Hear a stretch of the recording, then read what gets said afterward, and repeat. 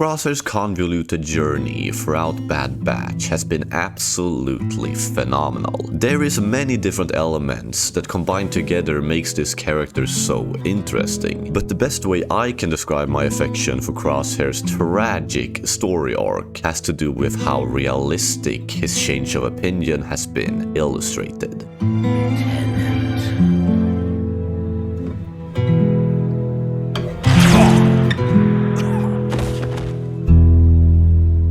This scene is the pinnacle juncture regarding everything he has been a part of. However, let's not get ahead of ourselves and instead go back to the ending of Season 1 and the moment Crosshair's arc truly begun its thought-provoking adventure. We want different things, Crosshair. That doesn't mean that we have to be enemies.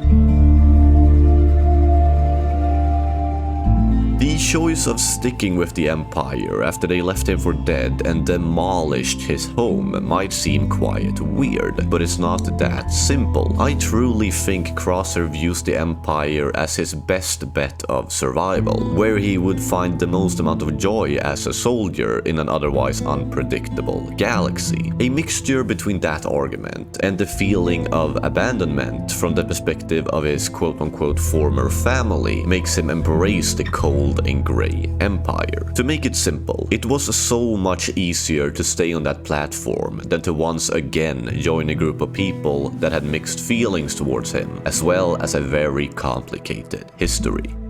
You're still their brother, Crosshair. You're my brother too.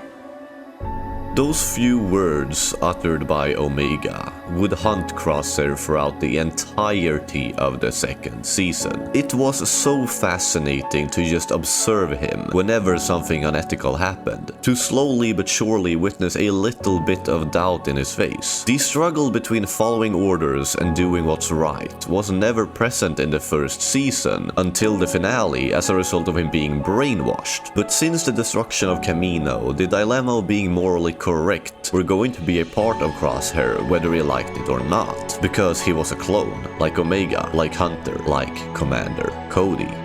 Tell me something, Crosshair. This new empire, are we making the galaxy better? We're soldiers. We do what needs to be done.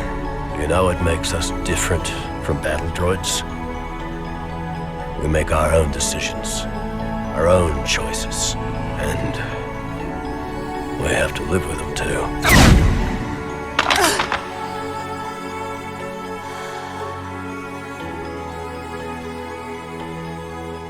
What I like about his subtle shift of beliefs is that I still viewed Crosshair as a kind of bad person, and that his change of heart for the most part had to do with how the Empire treated his brothers, not necessarily how the civilians were looked upon. Perhaps that detail had a limited effect on the outcome. Ultimately, he regardless carried out those corrupt and unfair orders, and it wasn't until he truly observed the Empire disregard his own kind that he acted. It isn't a typical redemption arc. It's a representational transformation driven by pure hate towards everything he has been a part of, used by the Empire, abandoned by his family, being witness to his brother's tragic downfall, to conclusively understand that they meant nothing to literally no one, even after everything they had sacrificed. In the end, the reason for sticking with the Empire were outnumbered by the reasons not to.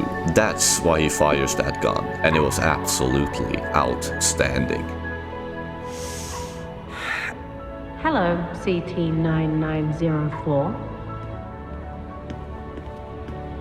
I, for one, thought that this heartbreaking moment would be the end of his suffering, that he somehow would manage to escape that cold, lonely outpost, but no, that wasn't the case. Instead, he became a victim to the Empire's cloning program, and tortured for information about the family he didn't want to be a part of. Yet still, he won't betray them. Surely you have something useful to share. Wrong. The bond between clone troopers was something I began to admire in the Clone Wars, and in the last few episodes of the season, it was as present as it could have been. I found it absolutely beautiful that the love these brothers shared shined through the many disagreements they might have had between them. Crosshair had been through so much, done a lot of bad, yet also some good, but I still wouldn't call him a hero or a villain. I would call him a brother, an anti-hero, a human, or maybe a confused soldier. His journey has been the definition of unpredictable, illustrated through powerful visual storytelling. A genuine story arc I hope goes on for many seasons to come. If you want to continue to watch content about Bad Batch, you should click the video to the left of you and discover why I think Tick should not have died. Thank you as always for watching my videos, and may the Force be with you.